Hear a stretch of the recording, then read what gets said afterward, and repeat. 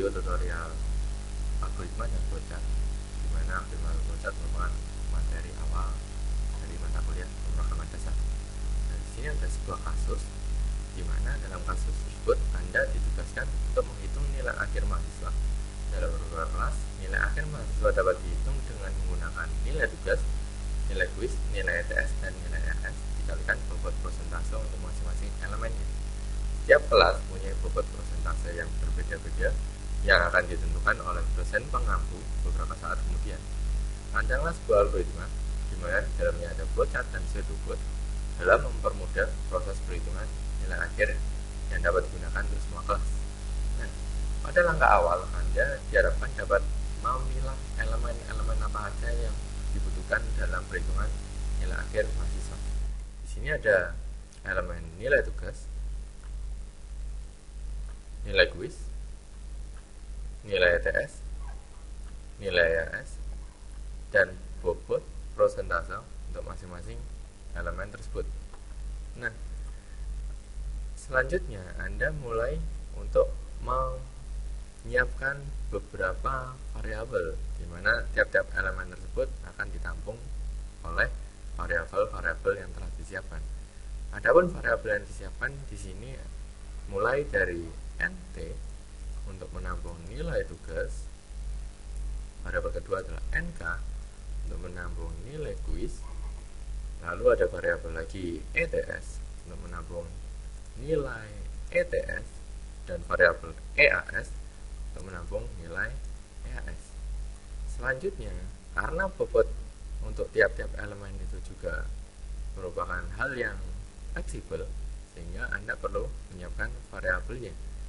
Adapun bobot-bobot yang akan dibuat variabel antara lain ada bobot tugas, di mana bobot tugas ditampung dalam variabel BT, bobot tugas, lalu ada BK, variabel BK untuk menampung nilai bobot kuis, lalu ada variabel BE untuk menampung nilai bobot dari ETS, lalu ada variabel BA untuk menampung nilai bobot EAS. Selanjutnya, Anda buat lagi sebuah variabel NA, di mana variabel NA tersebut merupakan tampungan dari nilai akhir mahasiswa di sini dalam contohnya. Selanjutnya, Anda buat flowchart atau diagram alir, di mana dari diagram alir tersebut yang isinya adalah untuk menjelaskan secara prosedural apa aja yang dibutuhkan dalam membuat sistem perhitungan nilai akhir mahasiswa. Aliran dari langkah-langkah yang dibutuhkan akan tergambar pada flowchart tersebut. Anda buka Visio, lalu Anda pilih basic flowchart, lalu create di sini. Nah, di sini merupakan notasi-notasi yang ada dalam flowchart. Anda bisa lihat yang bagian kiri. Nah, diawali dengan terminator. Anda geser terminator yang simbolnya seperti ellipse, lalu Anda tuliskan dengan start. Nah, ini merupakan awal dari sebuah flowchart. Selanjutnya, Anda lanjutkan dengan data, di mana data tersebut berisikan dari input atau masukan dari pengguna.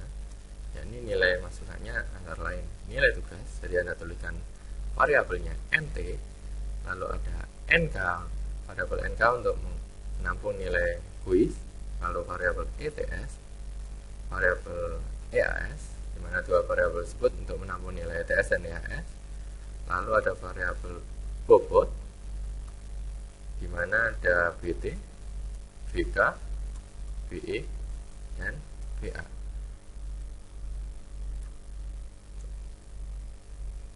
Selanjutnya, Anda pilih proses bagian bawahnya. Nah, proses ini berisikan perhitungan dari NA, di mana nilai tugas tersebut diperoleh dari nilai nilai akhir tadi diperoleh dari nilai tugas dikali bobot tugas ditambah nilai kuis dikali bobot kuis tambah nilai ETS dikali bobot ETS dan nilai EAS dikali bobot EAS. Selanjutnya, output merupakan pengeluaran hasil atau tampilan yang dikembalikan ke pengguna. Di sini notasinya sama dengan input data, cuman Anda tuliskan output di sini. Outputnya adalah NA-nya. Nah, karena nanti dalam C++ bersifat case sensitif, maka Anda perlu koreksi kembali jika ada perbedaan dalam penulisan, baik itu dari segi variabel, terutama bagi segi variabel, maka Anda harus menyamakan. Sehingga karena jika ada NA dengan N yang huruf besar dengan NA yang kecil semua, maka dianggap dua variabel yang berbeda. Dan diakhiri dengan simbol terminator kembali. Terminator N Anda bisa geser sama dengan terminator start tadi, namun Anda tuliskan N. Jangan lupa aliran dari tiap step ke step dihubungkan oleh tanda panah, sehingga Anda bisa berikan tanda panah untuk setiap notasi berlanjut ke notasi berikutnya. Nah, flowchart Anda telah jadi, mulai dari start, lalu ada proses input di dalamnya, ada proses perhitungan nilai akhir, lalu output dari nilai akhirnya, dan diakhiri dengan terminator N. Selanjutnya untuk pseudocode. Pseudocode ini merupakan cikal bakal dari bahasa pemrograman, sehingga dalam pseudocode tidak merujuk pada salah satu bahasa pemrograman. Nah, untuk langkah awal Anda bisa deklarasi variabel. Di sini Anda bisa deklarasikan kira-kira variabel apa saja yang dibutuhkan. Di sini ada NT, ada NK, ada ETS, ada EAS dengan tipe. Katakanlah di sini Anda bisa tuliskan integer. Lalu untuk bobot tugas, bobot kuis, bobot ETS, bobot EAS, dan nilai akhir adalah Anda definisikan sebagai variabel dengan tipe data desimal. Selanjutnya, untuk bikin, di sini ada proses input, di mana proses input ini untuk memasukkan nilai pada masing-masing variabel yang dibutuhkan. Di sini ada beberapa variabel yang dibutuhkan nilai masukan dari pengguna, antara lain NT, NK, ETS, EAS, BT, BK, BE, dan BA. Nah, untuk proses berikutnya adalah proses perhitungan NA, di mana NA itu diperoleh dari NT dikali BT ditambah NK dikali BK ditambah ETS dikali BE ditambah EAS dikali BA. Nah, selanjutnya adalah proses output, di mana output ini yang akan ditampilkan pengguna adalah NA. NA merupakan hasil perhitungan nilai akhir mahasiswa. Selanjutnya diakhiri dengan N. Nah, di sini ada dua hal yang telah Anda kerjakan, yakni pembuatan flowchart dan pseudocode, di mana hasil dari dua pekerjaan Anda telah menjawab permasalahan yang ada dalam case study algoritma dan flowchart.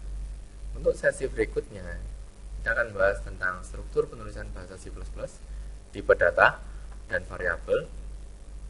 Selanjutnya akan ada video kembali, ini pembahasan mengenai ketiga hal tersebut. Oke, sekian untuk sesi video ini. Kurang lebihnya saya mohon maaf dan saya ucapkan terima kasih.